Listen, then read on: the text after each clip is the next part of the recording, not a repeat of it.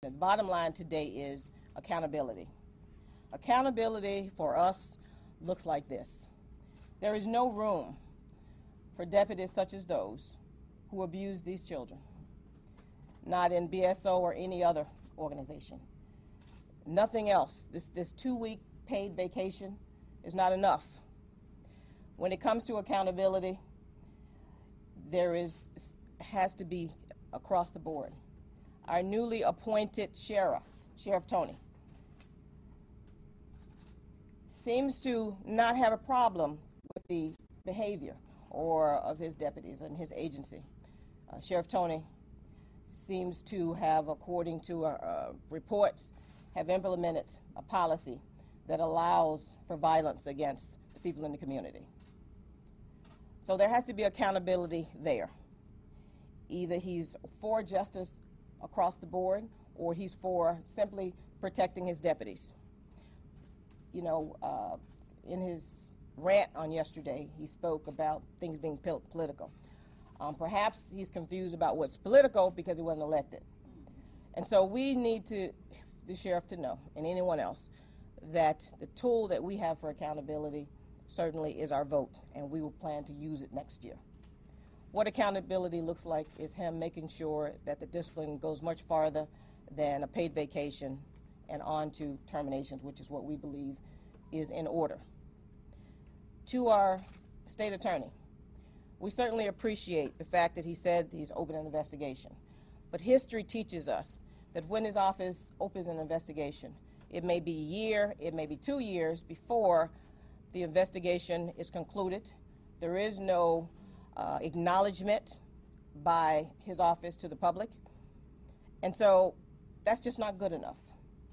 We think that given the whole situation, and to include video, we feel that probably another 45 days should be enough for the state attorney's office to dispatch his unit, for them to interview the witnesses, review all the video, and come up with a conclusion, but not send his intermediaries to the community to tell us what his findings were.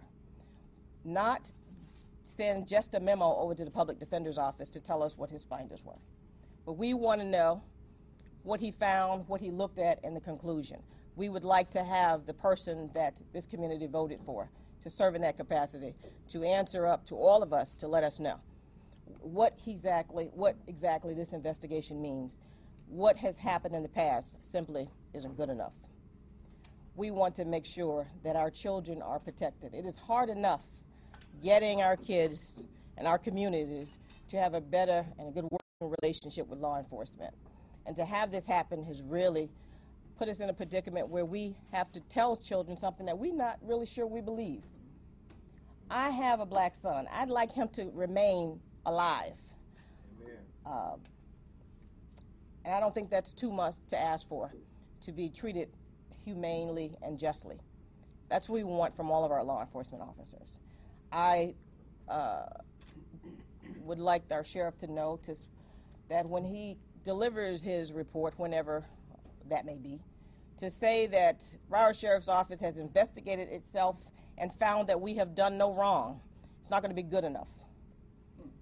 And so we want true accountability when it comes to the safety of all citizens, but particularly women of people of color, because we are the ones that seem to be on the blunt end of all of this abuse and police brutality. And finally, you know, deputies have said, and police union folk have said, that this is what the sheriff expects and demands, the treatment of our citizens in this way. If this is the case, then Broward County is in trouble. If this is his idea of leadership and accountability, we are in trouble. And so we want to make sure that agencies are connected to this Broward County, this new Broward County Sheriff's Department, to establish an investigation on the pattern and practices of this new administration. Because I don't see the concern that we should see from people that are in the administration to begin with the sheriff. I would hope that should these deputies be reassigned from Tamarack, as the commission asked, that they not come to my city. I believe there are other cities that have said the same thing.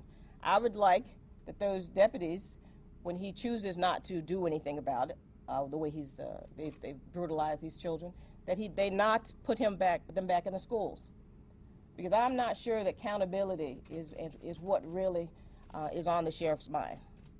And I would like to believe that I'm wrong, but in NAACP we always watch what they do, and there's nothing that he has done to lead me to believe that what we're going to get is accountability. But that's simply not good enough. I'm going to ask now if Attorney Crump will come forth and share with us his findings and our next moves when it comes to this atrocity. Attorney Crump.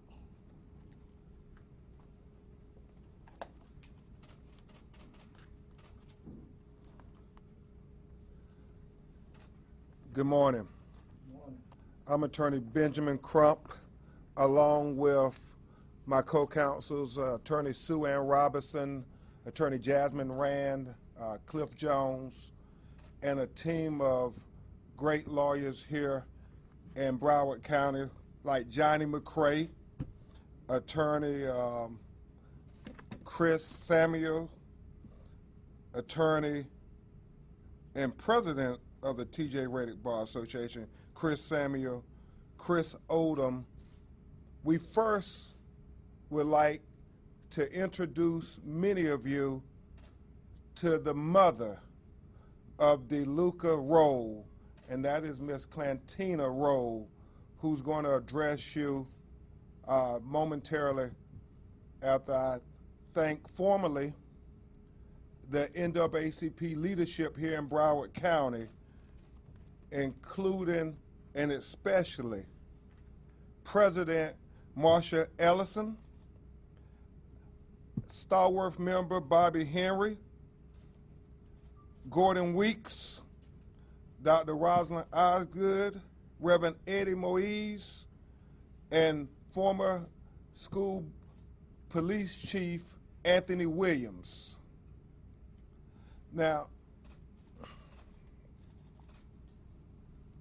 we first want to say that Ms. Rowe is grateful to the state attorney for dropping the charges against Luca, because as a single mother, President Ellison, raising a black male child, she understands how daunting it is to have him caught up in the criminal justice system. But let it be clear on the record, Gordon, we never felt that DeLuca Rowe should have been charged with anything in the first place when you review that video. In fact, we believe the video provides ocular proof of who really committed a crime that day. When you review that video, we want the evidence to show the state attorney, just like it has shown all of us, Anthony, who really committed a crime that day. And we submit to you the only individuals that assaulted and battered anybody was the Broward Sheriff Office deputies when they pepper sprayed and then slammed to the ground and then beat his head against the concrete and punched him, an unarmed 15-year-old child. That's what these thugs did to this young black child. I mean, they were not acting like responsible professionals with proper training, following procedures. My investigator, Cliff Jones, and I looked at the video, and we had to look at it again, Reverend Moise, because we said, oh my God, what did we miss something? What did he do for the police to use this kind of unnecessary, excessive force? I mean, when you watch that video, it is heartbreaking if you're anybody, much less a parent of a child of color, because you say, but by the grace of God, there go I. And so we wanted to be clear to the state attorney that we expect, no, that we demand that you hold everybody accountable on that video who committed a crime. And the NAACP, from the national leadership with Chairman Leon Russell, Board Member Dorian Weezy, the National President Derek Johnson, President Marsha Ellison, here of the Broward County chapter, if you need us to, and all these fine civil rights attorneys, if you need us to point out to you, based on our experience, both in the courtroom and Gordon, more importantly, outside the courtroom, the things that never make it into the courtroom, based on our experiences, we will lend you a hand in pointing out specifically the crimes that were committed. Now, it is important that the members of the media understand that as outrageous as it was what was witnessed on that video, it is equally outrageous the aftermath of what transpired by the Broward County deputies. And Ms. Clantina is going to talk to you in just a few minutes about what was told to her. This conspiracy, I believe, to cover up and try to justify this reprehensible abuse to this unarmed child.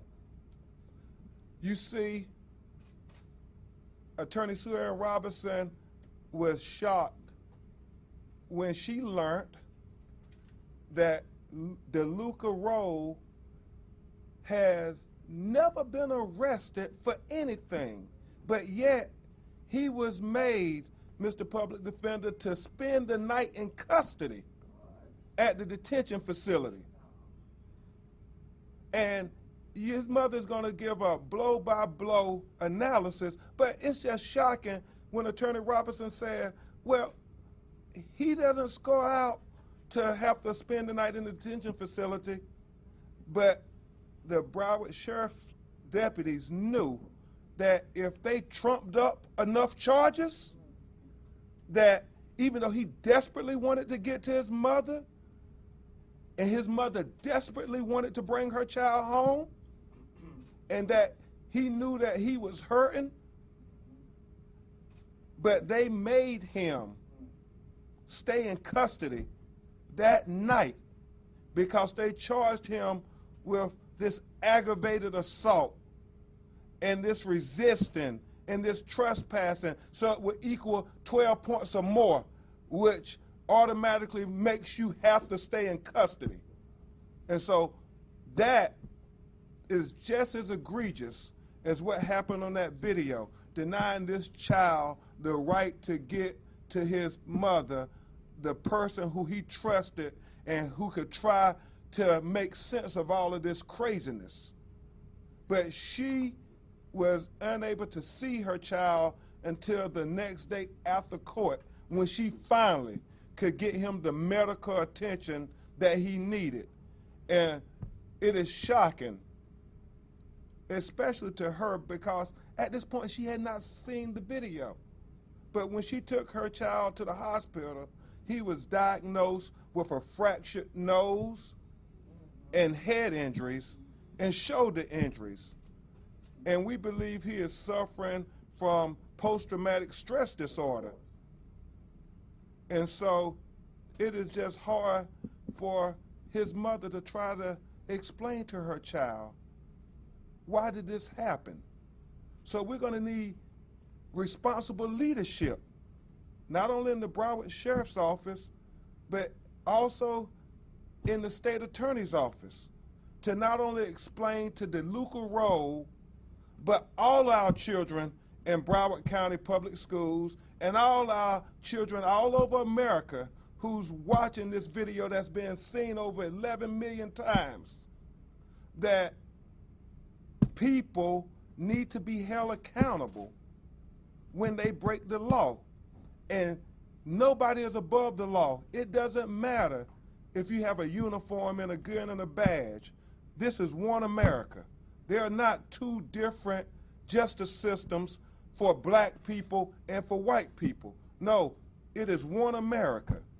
And so we are standing here united with the leadership in Broward County, the NAACP, the church leaders and others, to send a message to our children that their lives matter. Because if we don't hold the individuals accountable for the reprehensible, egregious, unnecessary, excessive force that we see on that video, the next time we won't be upset about an unarmed black child having his nose broken and having his head slammed into the concrete. We'll be upset that the police killed another black child, a la Tamir Rice, Michael Brown. We all know about Trayvon Martin. Thank God that Luca is here, because we know when police have interactions with young black men especially, that it far too often can end up fatal. So in conclusion, I only say this: we expect that Tina will be able to get full justice for her child, full justice. And as President Ellis said, I'll say this and then we'll have Tina address you briefly. And remember, she's not a lawyer or a politician. She's a broken-hearted mother. So it's emotional for her. So please take that into consideration. You know, and it's so ironic that our black children like Luca, don't get the consideration that they deserve. Young white men who are confirmed mass murderers get more consideration from law enforcement than an unarmed black child like DeLuca Rowe did last Thursday. I mean, think about it. We know in Parkland, Florida, they followed him for hours, took him alive. We know the Waffle House killer up in Tennessee. Young white man killed 4 people, shot others. He went into the woods. The police followed him, and everybody came out alive. Nobody slammed and head busted, nose fractured. They all came out alive. And in South Carolina, the young white supremacist Dylan Roof went into the church, killed 9 of the most innocent people you could ever find. The police followed him, crossed state lines, captured him alive, then brutalized him, then slammed his head down. They took him to Burger King. But yet, DeLuca Rowe reached for a cell phone, and the video gives ocular proof of everything that happened.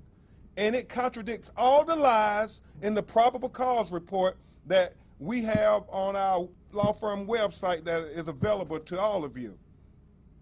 And it contradicts the lies that they told to his mother. And so as Dr. Ellis said, a lot of people are saying, well, you know, it's too political for us to do the right thing for Luca, to do anything for justice for Luca. In conclusion, I am reminded that Dr. King said it's the coward who asked the question, is it safe? Expediency asked the question, is it politically correct? Marcia, he said, oh, vanity comes along and asks the question, is it popular? But Dr. King said conscience comes along and asks, is it right?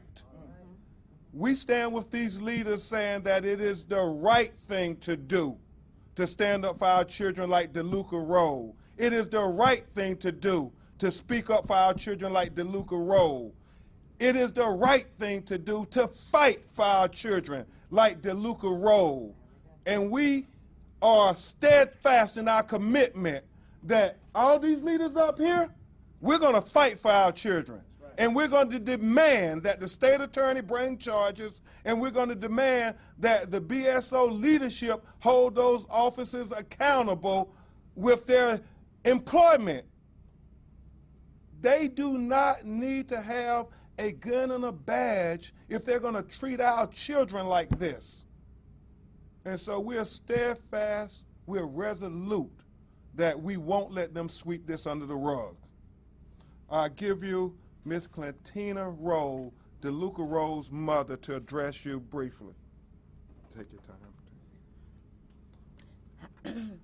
My name is Clentina Rowe, and I want to tell everyone thank you for having my back on this. And I want to thank God that my son is alive, that they didn't call me and tell me that he was dead. Amen. And that's the most important thing, that he's alive. Amen. And on my way to pick my son up, I received a phone call from the sheriff, and he told me that I needed to give authorization to the hospital for my son to get treated. So I said, treated? I was trying to ask him what happened. He said, so I said, tell him it's okay, because I didn't know how was it, or you know how bad it was. So I said, I give the okay, I give my consent. So I said, what happened? So he said, I'm gonna call you back. And he called me back. I said, so he said, I said, I'm on my way, I'm almost there. He said, we left. I said, I'm like 2 minutes away from the hospital. He said, we left already. He said, I'm going to give you the address where your son is going to be when we already process him. I said, sir, could you please tell me what take place? I would like to know, as a mother, please let me know what take place. And he said, okay. He said, your son hit my partner. So I said, my son hit your partner? He said, yes. He said, your son hit my partner. And in a high-toned voice, he said, so what? You tell it? I said, no, sir, I don't believe my son hit your partner. That ain't the type of person he is. He's the type of person to walk away. He's not, even if I say something to him, he walks away. He said, so what? You telling me I'm lying? You telling me I'm lying? He was raising his voice at her. So I said, sir, I have so much respect for you. I wouldn't tell you you're lying, but I don't believe that. I said, but I won't tell you you're lying. He said, well, I'm going to process him, and you pick him up. So I said, okay, sir. I said, let me know he gave me the address where my son was at. And, an hour or two passed. So I called the place. I Googled it. I call it. When I call the place, they say he's in arrivals yet. He said, do you know who has him? I said, the sheriff, but I don't know exactly who. He didn't tell me his name or who he is. So he said, we have to find out. He said, give us some time. So when I call the juvenile, they say, I keep calling. They say, okay, he's finally here. So I say, okay. I say, they told me that when he done process, I can pick him up. They said he's not going home tonight. I said, but the officer told me that he only needs to get processed and I can come and pick him up. He said the points are too high for him to go home tonight. I said, so I started, I told my brother, I said, come go with me to pick up my son. So he said, did you see the video? I said, what video? And on the way to go pick him up, I stopped because I was going to, when I stopped, I saw the video. Like an anxiety attack hit me. Like I couldn't even breathe. I had to hold my chest because I say, that ain't my child. No, that ain't him. And my brother said, yes, that's your child. I said, they beat him like he's nobody. They hurt him like he's an animal. I said, if that was me hurting my child, they wouldn't give me a time or a day or hour or two. Every police in Broward would have been by my door. And the people who I think supposed to protect my children hurt my child. I couldn't believe it. I said, no, I can't believe that's my son. And when he get locked up, and I picked it, they clean him up, probably clean up all the blood. And when I picked him up, I said, did they treat you? He said, they only washed my eyes. I had to take him to Broward Hospital for them to take x-rays. And when they take x-rays and they say my son nose fractured, I said, at least the officers could have let you get treated when they see your nose is swell. He said, no, they didn't. So I had to get treatment. And he don't want to talk about it. He's trying to block it every time I bring it up. He said, Mommy, I don't want to hear about it. I just want to be a normal child. I just want to do my work. I don't want to hear about it no more. I said, okay, I wouldn't talk about it to you. He tried to avoid it and try to block it. Thank you all. Please keep in prayer, and we'll continue to keep you updated. Attorney McCray and Attorney Rand, all of us, we will keep you updated. Thank you, Madam President. Dr. Osgood, our school board member who has been with us and with his family every step of the way. Dr. Osgood. I want to start off by first saying to Ms. Roll, we are sorry that you and your son are going through this tragic experience at this time, but we are with you. Your son is a good kid. I received the video from one of his peers who sent it to me on that afternoon. And with all of the children that I've talked to, they all was consistent in saying what good kid DeLuca was and how he's not confrontational. And as they were gathered at that McDonald's, like they do a lot of days because they're there waiting for a city bus to go home, many of them.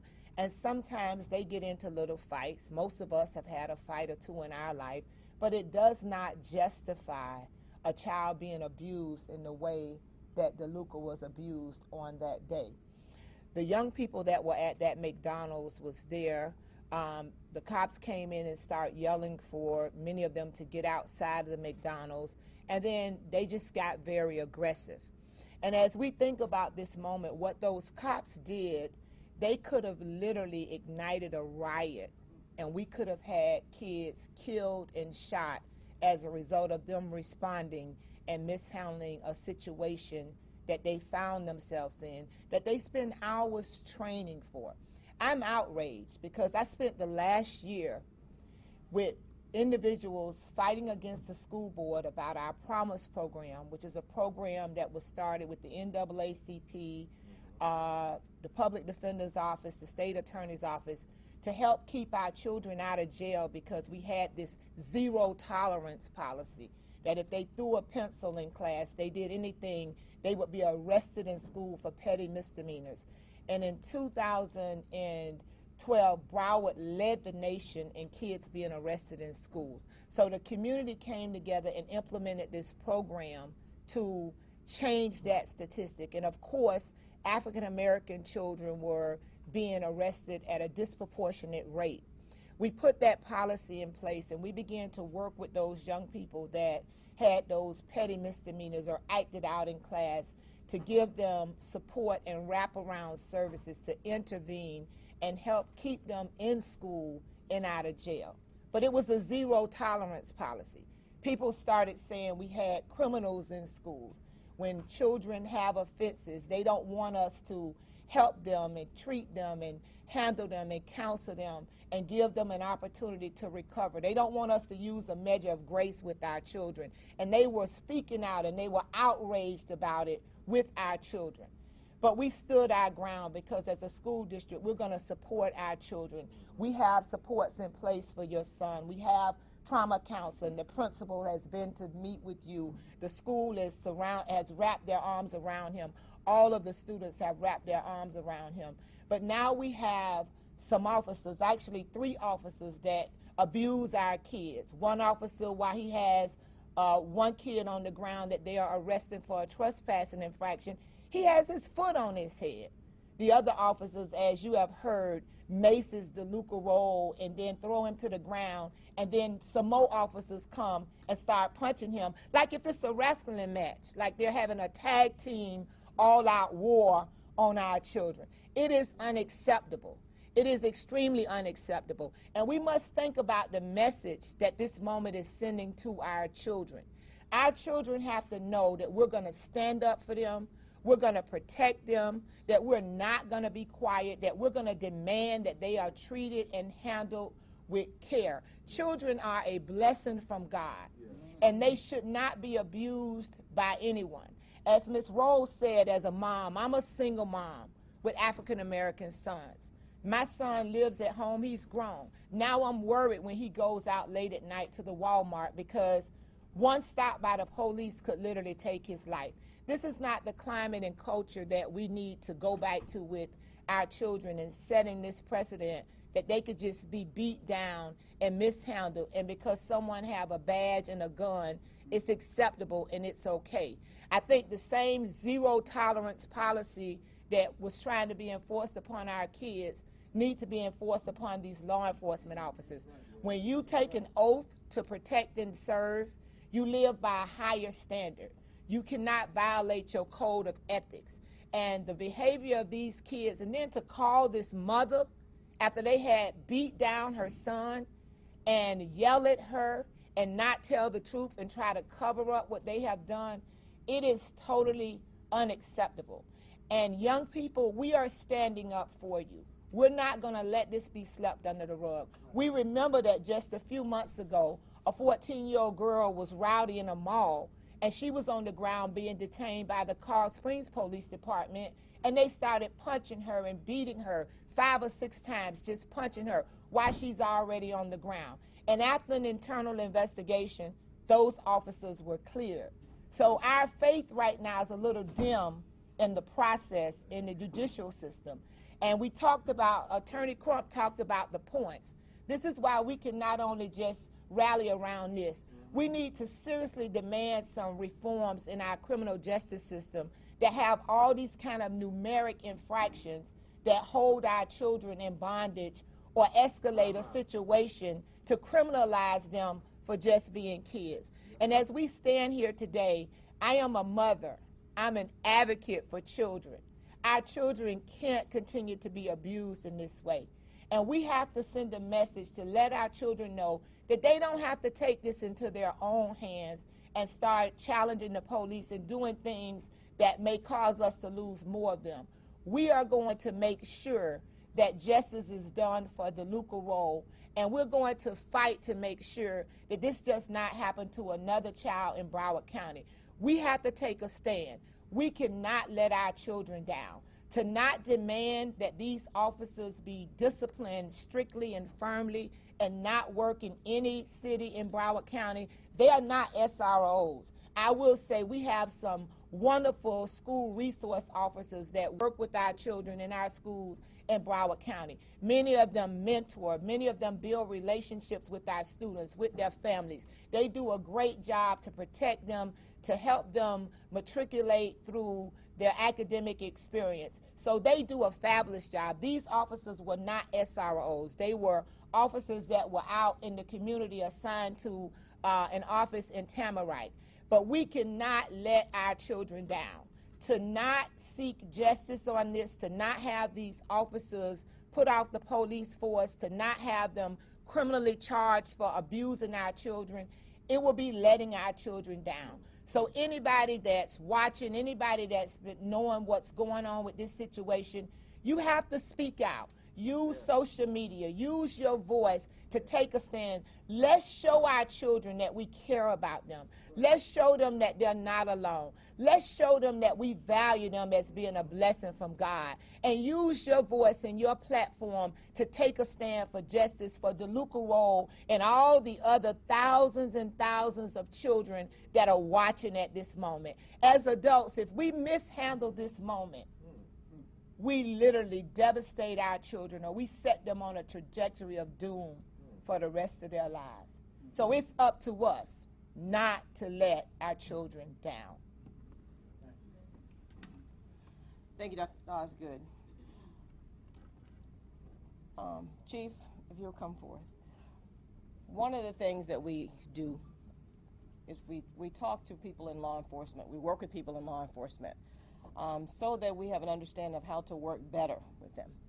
But we also look to them, many of them, and one of our next speaker is one of the folk that we work with.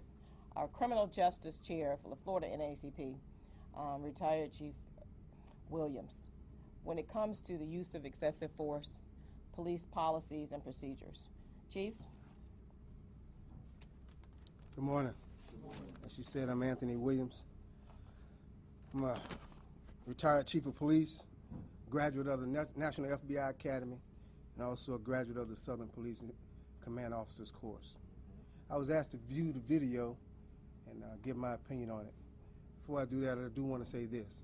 I do recognize and realize that all across this country, there are cops out there doing it right, serving and protecting the way it's supposed to be done. Please understand that.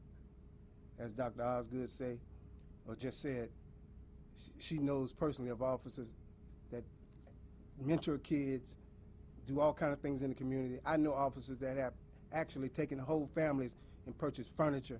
So I do want to say that. I've had some great people that I work with and that have worked for me that are law enforcement officers. But as it relates to this video, I do want to say there's going to be a lot of questions as a part of this investigation. Be a lot of questions. And the investigators are well trained on how to ask those questions. But I do want to point out one question that I would like to see the answer to, and it's a simple question. After the child was thrown to the ground, were there any other techniques within the use of force matrix that could have been used in order to subdue and handcuff that kid? We don't know why he was thrown down. That's the question. So, again, there are a lot of officers out there doing it right, but sometimes we get it wrong. So please understand that this is not to condemn all officers, but at the same time, when we get it wrong, we need to be held accountable. Thank you. Thank you, Chief. A very important and vital part of our community is the religious community. We turn to them every day to work with us and to walk us through this life, to make sure that this community functions and works in a way that we can all have some peace. And in order to do that, we need to have strong leadership within our religious community. And so our next speaker is one of those leaders. Dr. Davison, if you'll come forth, please. The senior pastor of New Mount Olive Baptist Church, Dr. Marcus Davison.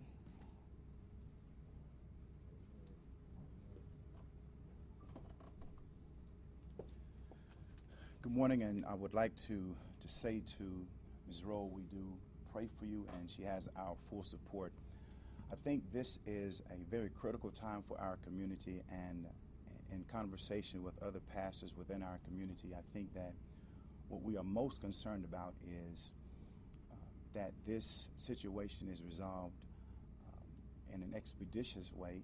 Also, we believe that this is an opportunity for the sheriff's office, our sheriff, and our state attorney to make an indelible impact on our community, to shift the trajectory of our community in the sense that this could bring a level of peace, calm, and resolve to us, perhaps like we've not seen considering all that we have experienced and that we have seen over the last few years, this is a very volatile and critical time, I believe, for our community. And I think that this would be the greatest time for Broward County to send a message, not only to our community, but to this whole nation, that there is a way that you can handle this that can bring peace and equity to the community. So for us as religious leaders, we are all about the peace that we believe that needs to take place within our community. And I don't think any of us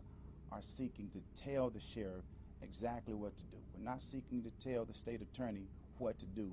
We're simply saying to them that we hope and pray that they would see the benefit of moving expeditiously and moving in a way that is most equitable for the entire community. So we want Ms. Rowe to know that we support her, and for me and many of the other clergy, we want to see our community at peace. We want to see our community unified, and the wrong decision in this moment can adversely affect our community, not just today, but for years to come. Thank you, Pastor. Howard? Okay. You, Gordon? Gordon, if you come here. Okay. We have an opportunity to work with members of the community. And when it comes to stakeholders, we have many of them on speed dial. And one of the people that we have on speed dial is Gordon Weeks from the Public Defender's Office. We don't want to live in fear of law enforcement. We all know very good law enforcement officers. But the bad apple, the number of bad apples seem to be growing. We want to be able to feel safe and protected in Broward County. We want to be able to tell our children that they can depend on law enforcement across the board. We all know good ones, we all have family members, and we all want to be able to live in peace and to make sure that our children are safe and that we're safe. That's not where we are right now. One of our folk that we asked to work with us on a continual basis, not just now, but in the years past, has been Gordon Weeks. And if Gordon, if you'll just come forth. I know that wasn't what you wanted, but it's okay. You know, I just want to say, Ms. Rowe, we're going to send our prayers to DeLuca and clothe him and make sure that the light and blessings are always sent to him. Because, you know, you see standing in front of you leaders in this community, faith-based leaders, educators, social activists, community activists. You see attorneys, you see mothers, you see fathers. But most importantly, you see folks that are not going to allow children to be treated and mistreated by law enforcement. You know, we have had a number of instances all throughout this country where children have been brutalized at the hands of law enforcement. We have to make a stand. This community needs to come together, and we need the state attorney, the sheriff's office to recognize that we will no longer allow that type of brutalization to occur in this community. You know, very shortly after this incident that occurred, there was another very apparent incident with another gentleman handcuffed to a bed in a hospital, punched in the face while he's handcuffed to a bed. You know, a lot of folks, you know, want to make this about race, but I'm going to assure you, it is much broader than mere race. It's about the brutality of officers, the training that they have, the way that they utilize their power when they are in a position of authority. It's how they hurt folks and try to extract punishment rather than letting the justice system take its course. That has to stop. We cannot allow law enforcement officers out on the street to beat people up, to have their piece of flesh, rather than allowing the justice system to take its course. And what's most offensive is that after they engage in the excessive use of force, they then alter and fabricate and make up facts that support a charge to justify their misconduct. The state attorney needs to recognize that, and they have to take a very strong stance that police officers not are given curried, safe harbor and allowed to falsify reports and to make up stories after they brutalize people in this community. Those officers should not be wearing the badge. Amen. So, I did not think about speaking today, but after seeing and hearing the words from all these leaders, we have to be unified in this one voice, that we are no longer going to stand for officers mistreating anyone in this community. Thank you. Yes, sir. Yes, sir. That is the conclusion of our press conference. We will be around for questions starting now. Okay. A few, because he does have to go. Thank you. Attorney Crump, if I can get a question answered. Yes, sir.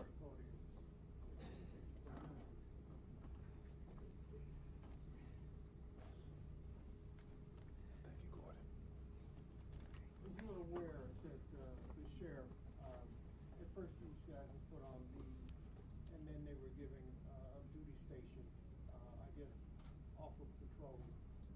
And now he's talking a little tough. Why does it always seem to be that kind of progression? You alluded to it earlier. What's your take on the fact that he immediately went to the defense of, well, you don't know the whole story, as opposed to what your own, as some comedians would say, lying eyes will tell you? What's your take? Well, quite frankly, the video tells the whole story. Thank God those children had the cell phone videos out.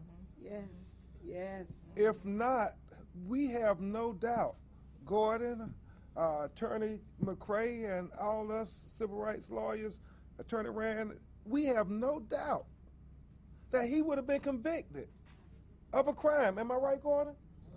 Right. Only on the police word. He would have been convicted. The easiest thing to do is to find a black or brown person guilty of a crime. That's the easiest thing to do in the criminal justice system. And so it's appropriate that President Ellison has us here in the public defender's office, because this brings light to so many situations about the point system that Dr. Osgood and us talked about, how they keep our children locked up on trumped up charges, this intellectual justification of discrimination, because when you look at the statistics, that's the only way you can come to a conclusion that, hold on, they aren't locking up little white children like they're locking up our children. So this gives us an opportunity, like the Reverend said, to speak out and set an example, not just for Broward County and the nation, but for our children who are watching. Our children are watching everything that happens here, and they're watching this intently. You can con a con, you can fool a fool, but you can't kid a kid. All our kids are watching. And so I think that message is to the sheriff, to the state attorney, and everybody. The children are watching. The whole world is watching Broward County right now. Justice for Luca is one of the top trending things on Yahoo, and it has been for days now. And I think, as was said, if we don't get it right, it does set our children on a trajectory that their lives really don't matter that much. Can you just respond to the sheriff says he has to wait till the IA, the internal affairs report, is done, and, he has to follow union rules. Can you just respond to that? Well, all I'll say is this. It's about equal justice. People in our community are charged, accused, and convicted on far less than what we see on that video. And it harkens back to things like Laquan McDonald in Chicago. You got a video, but yet it takes you over a year to do an investigation when it's a law enforcement officer accused with doing something horrible to a person of color. We have ocular proof. I mean, the evidence is there in black and white. So the clock is ticking. How long is this investigation going to take for us to conclude what we all see? Attorney Crump, Ms. Roll, do you have plans to sue the individual deputies of the Broward Sheriff's Office? Well, certainly we're going to look at every legal remedy possible to get not just half justice, but full justice for DeLuca Rowe. We want to send a message that this can't happen to our children, and you say that it's not that bad. We condone it. Because what will happen, and Attorney Rand and I said all over America, what will happen is next it won't be a broken nose. It'll be a shot in the heart. Can you, I mean, seriously, think about it. If DeLuca would have done anything, if he would have in any way show aggression towards that officer, do you doubt that they wouldn't have used deadly force? And so this is what it's about. It's real. It's about our children living to live out the destiny that God has for them and not becoming the next Trayvon Martin of the world, the next hashtag. This is so real to parents of color. And my heart was breaking, and I've heard Clintina tell me the story, but when she called those officers how brazen they were, how, you know, dismissive they were of her concerns for her child. You just wonder if they do other communities like that when parents call about their children. Oftentimes, these things are resolved, at least they come to an ending with a resignation. Is that going to be suitable, or are we looking at potential? We don't want anything. We don't want anything special. I'm sure all these leaders will agree. Madam President Ellison, none of us want anything special. All we want is equal justice. What you would do for your children, had they been on that video, we want you to do it for our children. Nothing more, nothing less. We're not asking for anything special other than what the Constitution of the United States allows. So my point is, would resignation be that? Would it be criminal charges? Would incarceration? No, we want the state attorney to do his job. We want the Broward Sheriff's Office to do their job. If crimes were committed, if policies and procedures were violated, people need to be held accountable, because we know there's a mistrust in the system between communities of color. That's why the NAACP is here, and law enforcement. When we see things happen in our community, our children are never given the benefit of the doubt or the benefit of consideration or possibility. They are fingerprinted and they are put into the criminal justice system. Gordon can give you 1,000 of them right here in Broward County that never get the benefit of consideration. They are locked up and they have a felony conviction. But when it's reversed, when we have video proof, when we have objective proof where they did something bad to somebody in our community and it's law enforcement, then all of a sudden the rules change. We got to investigate forever. We got to give every benefit of the doubt. We got to give every benefit of possibility. We never get that consideration in our community. So this chasm of mistrust gets greater and greater with each DeLuca Rowe situation, that leadership does not effectively, as the Reverend said, move expediently to address.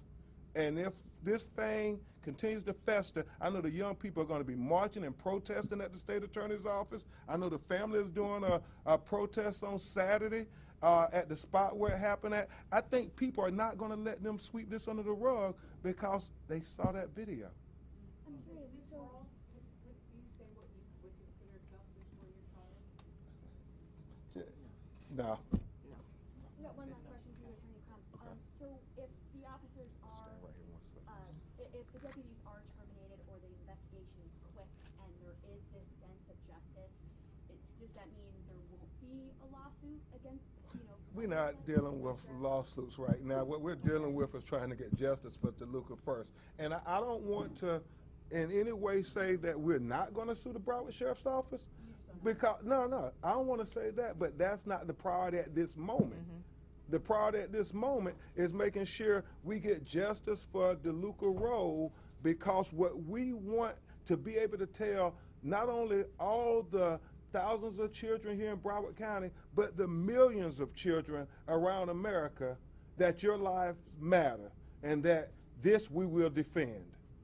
That Thank you. 45-day time frame is fair, you think, with the NAACP? The clock is ticking. I stand completely with the NAACP.